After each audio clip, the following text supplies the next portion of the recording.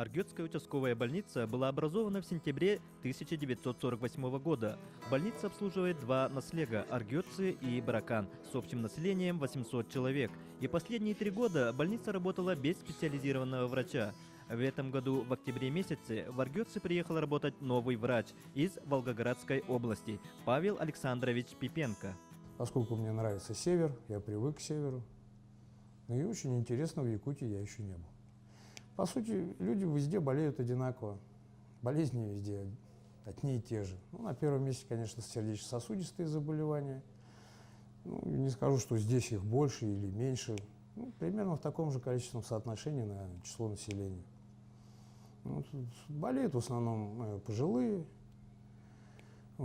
работоспособного возраста населения. В первую очередь это травмы и простудные заболевания. Больше здесь особо люди здесь, видать, закаленные, крепкие.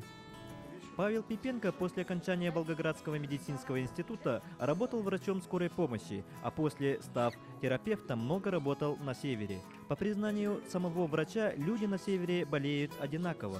Павел работал на Таймыре, в Бурятии и на Баме. Сложно. У нас сейчас современные виды отчетности. Необходим интернет, все на компьютере, все программы.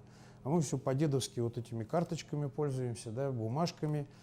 И чтобы в район их отправить отчет, это надо специально туда ехать, везти там тонны бумаг, потом обратно это все. Был бы интернет, было бы намного проще. И отчетность сдавать, и общаться с коллегами, там какие-то консультации проводить. Это намного удобно и в современном виде это уже хорошо. В прошлом году в больнице был произведен капитальный ремонт, открыт аптечный пункт, что намного облегчило и улучшило работу медицинского персонала. А нынче 3 дневных коек и 5 круглосуточных работает. С октября месяца работает акушерка и участковая медсестра, и новый наш врач Пипенко Павел Александрович. Население довольное. Население нового врача приняло очень радостно, и за месяц работы многие жители успели проконсультироваться. Первым врачом Аргётской больницы была врач из Московской области.